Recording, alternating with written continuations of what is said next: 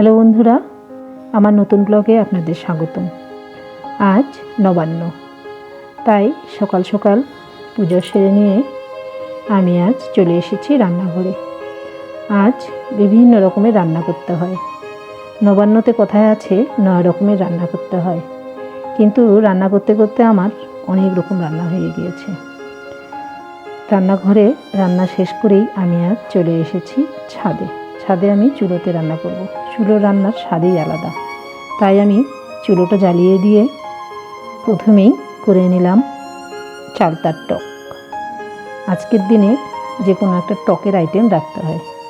এরপরে করে নিলাম মাছের তরকারি শেষ করেই বসিয়ে দিয়েছি একটা সবজি। ছাদে ভীষণ রোদ ছিল, তাই আবার রান্নাঘরে এসে করে নিলাম পায়েস। যেহেতু বাবারা খাওয়া শেষ করে একটু মিষ্টান্ন খাবে, তাই আমি একটু পায়েসের সাথে লুচির আইটেমও রেখেছিলাম। যদিও নিয়ম নেই আজ লুচি পায়েস করতেই হবে, তারপরেও আমি রেখেছি। এরপরে মাছটা ভেজে নিলাম। ভাত খাওয়ার কিছুক্ষণ আগেই মাছটা ভেজে নিলাম, কারণ গরম গরম মাছ ভাজা দিয়ে বাবা ভাত খেতে অনেক পছন্দ করে। এরপরে বাবা ফোন করেছে, চলে আসছে, তাই খাবারগুলো সব আমি টেবিলে সাজিয়ে নিচ্ছি।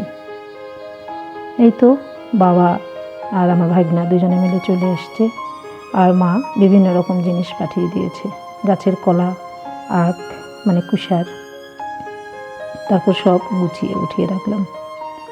এরপরে আমি থালায় থালায় ওদেরকে ভাত বেড়ে দিলাম। আমার মেয়ে তার দাদুর সাথে খাচ্ছিল। ছেলে বসেনি, কারণ ওকে আবার খাইয়ে দিতে হয়। এরপরে আমার ভাগনা, আমার বাবা একসাথে ভাত খাওয়া শুরু করেছিল, আর আমি পরিবেশন করে দিলাম। ভাত বাড়া শেষ হয়ে গেল, আমরা চলে এলাম এবার সন্ধ্যায় আমাদের ছোট কিছু আয়োজন।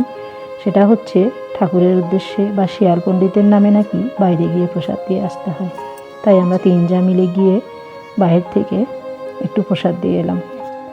ওখানে প্রসাদ দেওয়া শেষ করে একটু ধূপ দীপ দেখিয়ে আমরা 3 জা মিলে চলে এলাম। তো ধন্যবাদ বন্ধুরা, ভিডিওটি কেমন লাগলো জানাবেন। লাইক, কমেন্ট, শেয়ার করে পাশে থাকবেন।